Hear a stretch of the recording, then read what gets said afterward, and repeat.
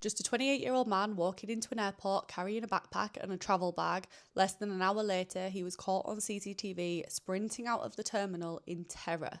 He jumped over a fence, he ran into a field of sunflowers, and he was never seen again. Lars Mittank was 28 years old and he lived in Germany. He was close to his family, he had a long-term girlfriend, he supported his local football team like a normal guy, and he worked at Germany's largest naval port. By all accounts, he was living a completely happy and a completely ordinary life. In June 2014, Lars travelled to Bulgaria with 5 friends for a week-long, all-inclusive holiday at the popular Golden Sands resort near Varna. Often described as Bulgaria's answer to Ibiza, Golden Sands was packed with tourists watching the World Cup. For most of this trip, everything was completely normal. The group would spend their days swimming in the pool, sunbathing, playing football, watching football, eating out, and just enjoying the nightlife. Friends said that Lars was relaxed, he was happy, and he was in very good spirits for the whole holiday. But then just days before they were due to fly home, something changed. Lars became involved in an argument with a group of fellow German tourists. This disagreement reportedly started over football because they supported different teams. Lars supported Werder Bremen, if that's how you pronounce it, and the other men supported Bayern Munich. Later that evening, after several hours of drinking, Lars and his friends headed out for some food. Lars told them that he wasn't that hungry and he decided to go back to the hotel on his own. When his friends got back later that night, Lars wasn't there. He didn't actually return until the following morning, and when he did finally get back to the hotel, he looked shaken. Lars actually claimed that he'd been attacked. According to him, the men involved in the earlier football argument had either assaulted him themselves or paid other people to do it. He complained of a pain in his jaw, difficulty hearing, and a severe pain in his ear. And 2 days later, the symptoms hadn't improved at all. So Lars went to visit a doctor who diagnosed him with a ruptured eardrum and an injured jaw. The doctor advised him not to fly home because changes in air pressure could worsen the injury, particularly injuries with ears, and flying. It's like the worst thing that you can do. So he was prescribed an antibiotic called cefprozil and advised to visit a hospital. He refused to do so, saying that he would be fine. His friends were due to return home to Germany that day. One of the friends said that they would stay with him while he stayed there until he could get a flight, but Lars said that he would be fine.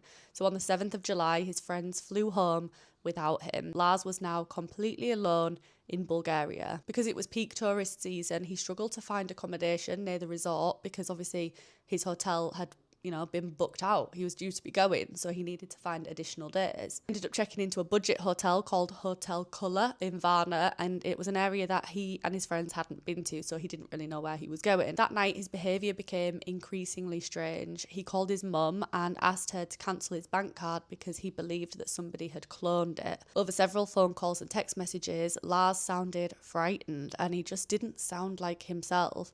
At one point, he told his mum that 4 men were following him. He repeatedly asked her questions about the ingredients in the antibiotics that he'd been prescribed. Sometimes he whispered during the phone calls as though he thought that somebody was listening and he was scared of them overhearing what he was saying. He told his mum, Sandra, that he didn't feel safe. He also described the hotel as strange. CCTV inside that hotel captured his behaviour, and it only made things more confusing because Lars was seen pacing through the lobby. He was seen looking nervously out of the windows. He was hiding inside the lift. It was all just really weird. Investigators never actually identified anybody suspicious in any of the CCTV footage. It was always just him by himself. There was nobody around a corner or nobody chasing behind him. It was bizarre. At around 1 a.m, he left the hotel for approximately an hour, and nobody knows where he went in that time period.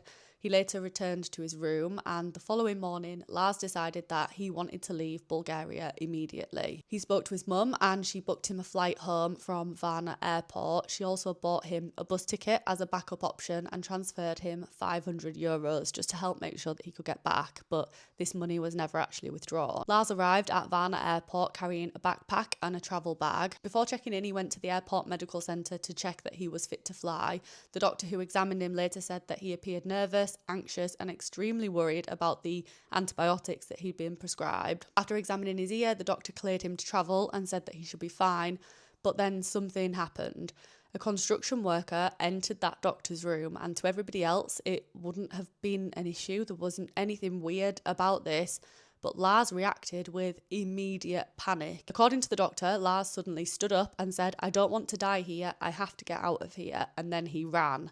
The airport CCTV captured Lars sprinting out of the medical office, through the terminal and out of the airport. He didn't stop, he didn't look back, he just ran. And in his panic, he left behind his backpack, his travel bag, his wallet, his passport, and his mobile phone. Outside the building, the cameras captured his final known movements, and that was him running and then climbing over a 2-meter fence. He ran across a meadow, and then he disappeared into a field of sunflowers beside the A2 motorway. No traces of Lars have ever been found. Over the years, there's obviously been a lot of theories going around. A lot of people say that the assault caused concussion or a head injury that caused his behaviour to just go off the rails. One popular theory is that the antibiotics that he was prescribed just reacted badly with him. His friends and family said that he never used illegal drugs, and more than 11 years later, nobody knows why he became so frightened. Nobody knows what he was running from or what he thought he was running from.